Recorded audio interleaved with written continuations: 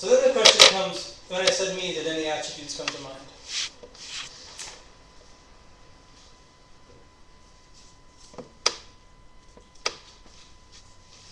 Did something come to mind? Can you share? Body. That's not an attribute. That's that's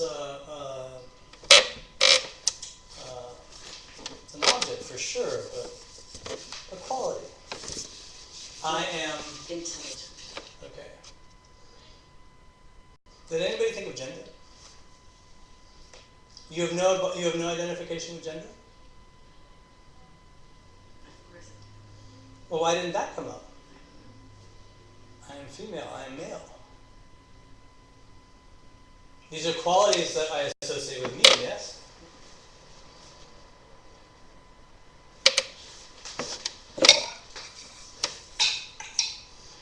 But where do those qualities of intelligence come from?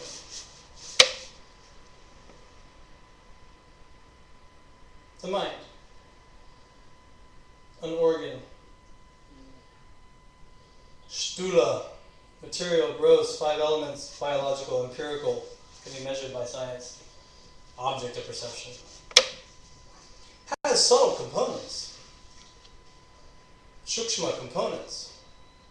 Consciousness, memory, imagination, all these things for sure. But that's not intelligence. Right? I would say consciousness is different than intelligence. Intelligence is acquired, true? Learned? Is that what you meant? So for certain, object learned by the brain, as opposed to intrinsic to me. And this is where we go. Where does the attribute of male or female come from? The body. Is not the body an object of perception? So in other words, what we find, this Ksetram, Krishna is saying, the field, don't take yourself to be the field, the thing you are aware of. You are the awareness. How could any attribute of this object out in that field, what attribute of the pot defines clay? In this very accessible visual, what attribute of any object of my perception could influence or none of those attributes tell me anything about the knower. I cannot look to any object for any attribute that reveals anything to me about me. And that includes mind, body, senses, the karya karana sangata, mind, body, senses.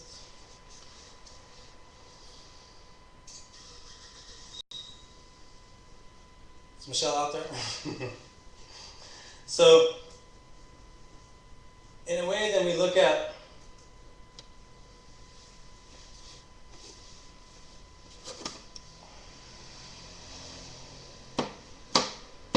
all these projections that we attach our self-esteem or identity, self-worth, our role in relationships. Now, these are very real things. Clearly, again, the pot is mithya, meaning the mind, body, senses is mithya, which is a dependent reality, not illusory, very real. The fact that gender plays a role in relationships in society, and there's a biological truth and there's an internal emotional truth that has to deal with other people's projections and all kinds of complications is not to be denied. Right? That's never the implication. It's practical, pragmatic to move in the world and behave in a certain way according to the truth of this body. Nonetheless, projecting those attributes onto me is what we're looking at. And so the other thing that came to that I want to come back to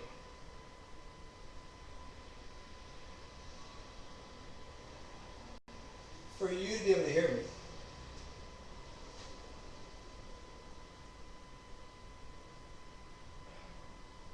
I have to be an object available to your sense perception. We talked about listening to the body last week. For you, me, anyone to be able to listen to the body, it has to be available as an object of sense perception. If I am the intelligent one, if I am the female one, if I am the male one, if I am the tired one, if I am the angry one, if I am the one who's insecure because somebody criticized my work, any attribute that I associate with mind, body, senses, take ones that are on the table, maybe gender, maybe intelligence. In my case, this male identity, does not this male or female identity, this me, that says I am female, or it says I am intelligent, does it not have complexes about the body? Complexes. Oh. Body complexes. In other words, do you always feel your body is adequate all the time? Is there some self-consciousness that we have all had at some point? Right? So this me who is perhaps male, intelligent, maybe competitive with the intelligence, maybe sometimes insecure, sometimes proud about the intelligence, these things may or may not come, just picking examples that came up. Inequality. This me that maybe thinks body is too fat, too weak, too thin, can't do the right asanas. It has complexes about the body. Is that me in a good position to listen to the body?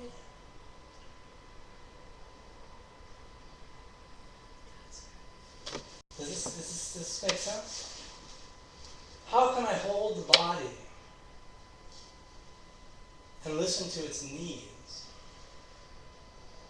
unless it is fully an object of sense perception available to me to witness? For that to be true, I have to understand the witness. I have to understand the Ksetrajña. The witness is not the mind, the manas. It is not the buddhi. It is not the intelligent one. It is not the wise one. It is not the male one. It is not the female one. It is not the learned one who got this degree. It is not the one who has accomplished so many hours of meditation. It is the Ksetrajña who is untouched by all of those. The one who is aware of all the changes we just sat through in meditation. Who is that me? The Ksetrajña, by definition now, we've dropped all objects from its knownness. This is something that came up in Mandukya Upanishad. Not consciousness of an object. Conscious presence with no object. Ksetrajña, Ananda, Satchitananda, present consciousness. But now understood as free of any attributes in the Jagat, in the Mithya. Free of any attributes in the Mithya associated with the pot. No limitation, perceived or unknown or projected or unconscious. And now we can listen to the body. IDAM SARIRAM. And whatever comes up, we hear and is acceptable. A known pain, an unknown pain, an unwelcome disease. Why unwelcome? Ksetrajña is untouched. Witnessing IDAM SARIRAM as it is, this body. Then we can listen, then we can know what it needs. Then we can hold the healing for both the emotional, the shukshma, and both the physical, the five elements, the stula. That Ksetrajña holds both. All in this verse. And the Drg Drśya then takes us. So Manas sees it And then the seer is the buddhi that is aware of the thought. I am aware of the sense object.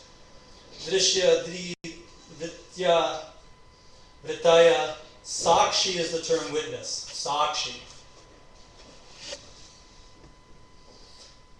Equal to Ksetrajña. Because Drg that seer now, na tu drishyate, cannot be objectified. There is no me behind that one to make it an object. Na tu drishyate. It ends there. Ksetrajña. Om. Om Purnamada Purnamidam Purnat Purnam Udachyate Purnasya Purnamadaya Purnameva Vashishyate Om Shanti Shanti Shantihi Hari Om Shri Gurupyo Namaha Hari Om. So, at this point, take questions either on those verses or on the whatever you wanted to talk about of in the chapter. But let's just sit for a little bit and let that settle in. So look at that and then put it down. Just sit for a little bit. Put down the papers for a bit.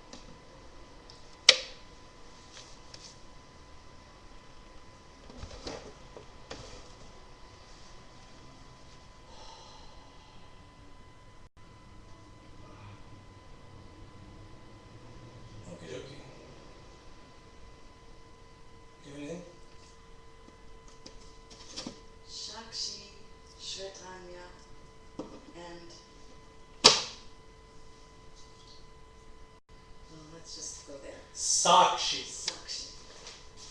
And Ksetrajña. KS. And you said KS. Kshe. Kshe. Not like Bhagavad Gita.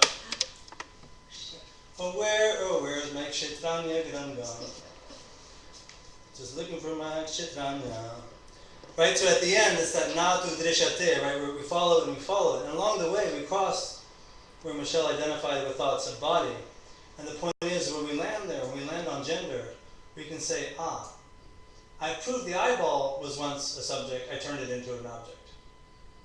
Is this possible with this projection? Right, we go back and back and back. Kshe. Kshe. Kshetra. Kshetra. Ksetrajña. It's coming. Nya. Ksetrajña. Like I said last week, this has some of the most gnarly consonant compounds. KS, Kshe, and JN from Jnana. Jnana, Gnostic and knowledge. And Jnana, Ksetrajña. IDAM SARIRAM Kaunteya Ksetram itya vidiyate Etadyo veti tam prauhu Ksetrajña tadvidaha. Once who understand the field as an object, know that the knower is the one who knows. And then later verses, they talk about this. So why are we setting all this up? Is that good with the pronunciation? Sakshi is a witness. In this verse, Drg Drśya Vivkeka, it is taking this teaching of subject-object, which we see in Yoga Sutras. When the seer is not in its own true nature, itaratraha vritti sarupyam, onto the objects, my swarupa has gone. I've projected my cleanness onto the pot, onto some object. So this teaching shows up in many other Upanishads too. It's one of the first things a student goes through. It's a good one to wrap your head around because it's so simple. Nobody can deny subject-object. Would you say it's the essence? Sorry? Is it the essence? There are many different, what we call prakriyas or teaching methodologies to come around. Subject-object is a fundamental one. It cannot do all of it. Right? There's other things that we bring in for the other layers over time. But if we did those before this, it wouldn't work. Right? If we start talking about qualities of the self sounds third person, Atma, of me. If we start talking about qualities of me that you see in the text. Swami Dayananda says, if you go to somebody who says, your eternal limitless consciousness, find another teacher. They might have said, Ooga booga diga booga booga. Right, we've been over this. But now we have something meaningful that is your direct experience. You're willing to consider all these attributes of whatever was maybe troubling today or inflating me today, elation, depression, ups and downs. We get to the heart of the psychology of the Gita, the likes and dislikes. We come into it this way now with a different sense when we have subject-object. Was it the sense organs that wanted this? Or did I have this saying, I just have to have this? Those statements start to shift. Does that make sense? And the practice of meditation is important. Talking about it appears not, oh yeah, I know, subject object. Yeah, I know. Next day, I've got to have that. Right? And that's the ongoing growing. As we said last week, it doesn't diminish your knowing. Because you have the knowledge of subject object. The senses will overpower, it'll lead us to do things that will drive those impulses. But now the knowledge will come back at some point and you'll reflect. You'll hold that craving or that thwarted want may come. All these normal experiences, we know what life is like. It's not like life all of a sudden is going to get peachy and easy. We've been there. But now those experiences are held by something different. The knowledge sits with it. The listening comes. Why did you want that so much? We didn't get it. Am I changed? In meditation, this has to happen. Or let me rephrase that. Not have to happen. There are many tools we will introduce over time. Each of us have different ones. The guided nididhyasana that we did may be useful for some. The japa meditation might be warranted first, just to calm the mind first. But some path towards actually aware of the Ksetrajña, the witness, getting towards that.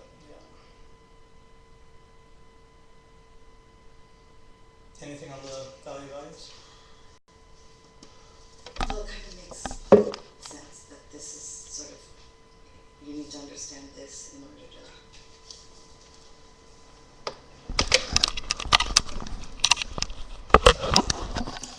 to... In order to move on to the yeah. Well, the next verses that we're going to do, verse 7, amanitvam adambitvam, comes into values for behavior.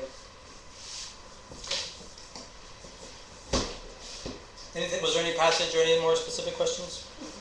We don't have to. We'll see who shows up next time, what comes up. We'll stay more in the book for a while. This is it.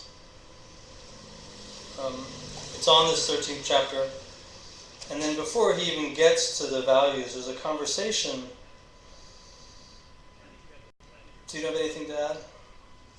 Okay, then I'm going to introduce it there.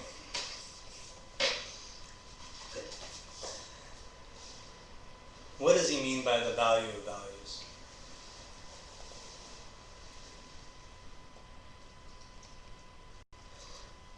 Something may have just happened, or can happen as you explore the subject-object. I also wrote about this, and we talked about it at the East Bay chat. So the article, Attaining the Already Attained, on the website, that's worth going back to understand this concept, and even that talk goes into this idea in much more depth.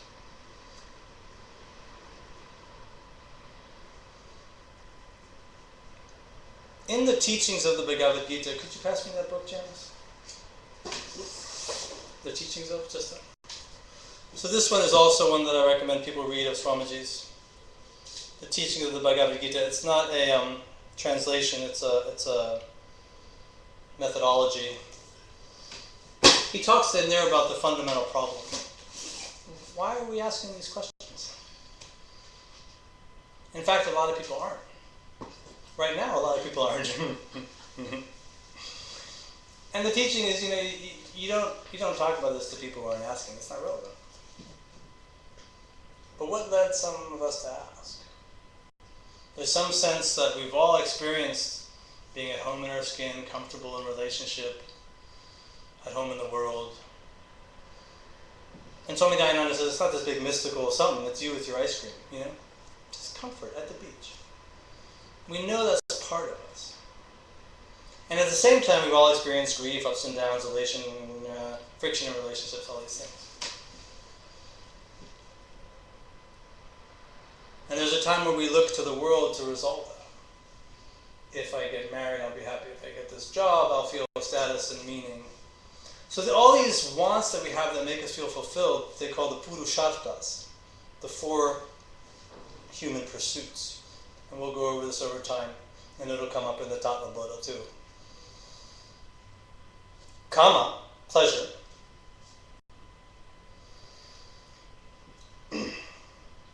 Artha, security. Dharma, a sense of duty, of belonging, of purpose. A lot of ways that can be looked at. And really they say 4 pursuits, but not. Swamiji talks about there's 3 in 1. Moksha. Moksha is the liberation. What does that mean? And depending on which one I value, it colors the others. What if kama is, I'm happy when I'm getting pleasure, entertainment, a lot of sensory stimulation. Not a bad thing, don't hear judgment. It's just saying that's where I'm inclined to feel comfortable. Then the other values that becomes, I value that value more. Not always, but potentially even over dharma. And dharma is appropriate behavior, laws, moral respect. So maybe I want that kama so much, I will compromise other values to get it. Maybe. So the question of values, which one do I value more? If I value dharma more, it's important to me to acknowledge I live in society. If I'm in a relationship, family, spouse, there's duty. If I do my duties, my rights are protected. If they do their duties, their rights are protected. And that's important to me. So then my pursuits of pleasure will be colored by dharma. One's pursuits. You follow? If I value dharma more, even security. Am I willing to hurt others or wiggle and to feel safe and secure? If that's my most value, other things will fall. Or not be as valuable, let's say. No judgment, right? So this is what I mean by value of values. In the context of those pursuits. So what happens with the subject-object understanding? Where do I get my sense of pleasure from? Where do I get my sense of security from? Where do I get my sense of meaning from? Are they objects in the world?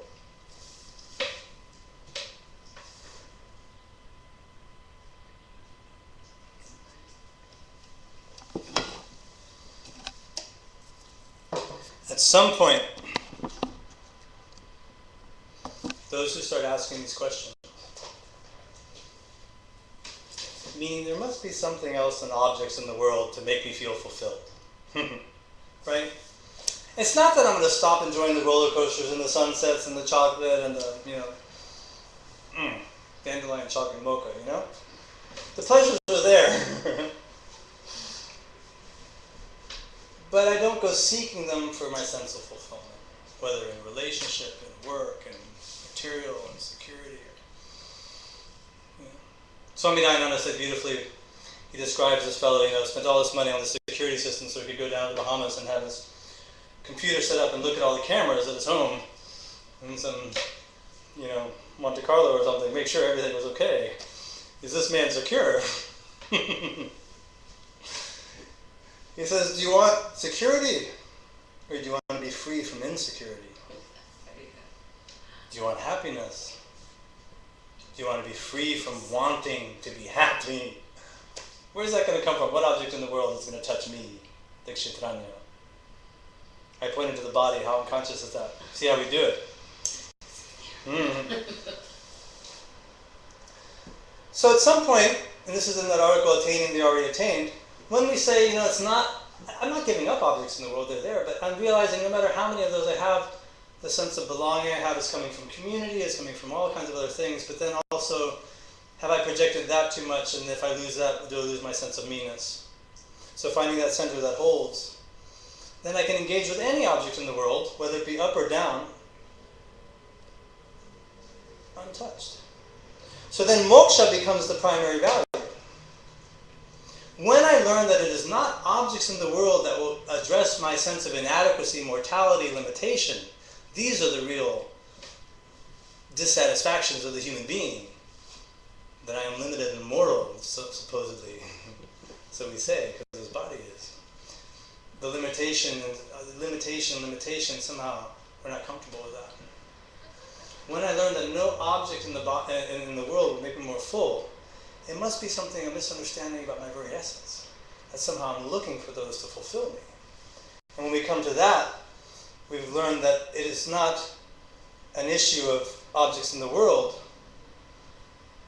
but the only problem that's going to solve seeing the snake on the rope, recognizing a projection, recognizing the false subject, is inquiry and knowledge, the jnana. It is no sensory experience that can reveal anything about me, about Atma, about Satchitananda Atma, about Ksetrajña, the knower, because any experience involves sense objects. So when moksha becomes the primary value, then kama, pleasure, security, and dharma, duty in society, what is appropriate, a lot of layers to dharma. Some can be very cultural, universal values, personal values. We'll talk about this over time. But all those serve the self-knowledge, the swadhyaya, the self-study. The value of values, which one do I value, will inform how I relate to the other three. And this is what we'll explore throughout this book. That the behaviors, the virtues, mamanitvam, adambitvam, ahimsa, kshanti, rajyavam, all these values we are told that they will help my inquiry, the moksha, the self-knowledge. The only way to verify whether that is true is I have to try it. And that's what we'll explore over time. And I'm cooked. Do you have anything to let's sit for a little bit with that, and then we'll close.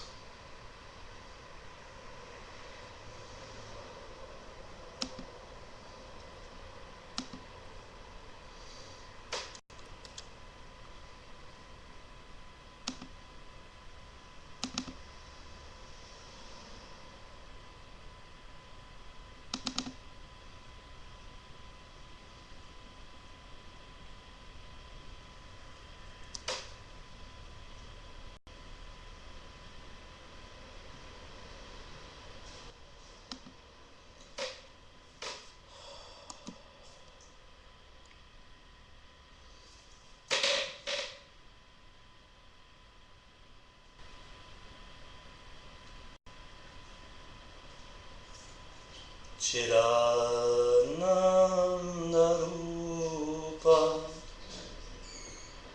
Shivoham Shivoham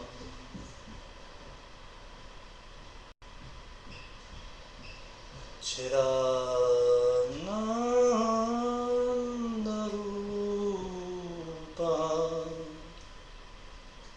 Shivoham, Shivoham.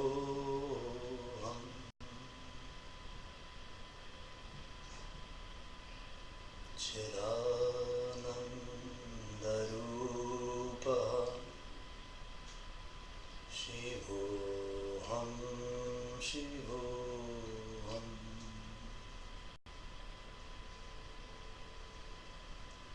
Om Shanti Shanti Shanti Hari Om Shri Guru Pyo Namaha Hari Om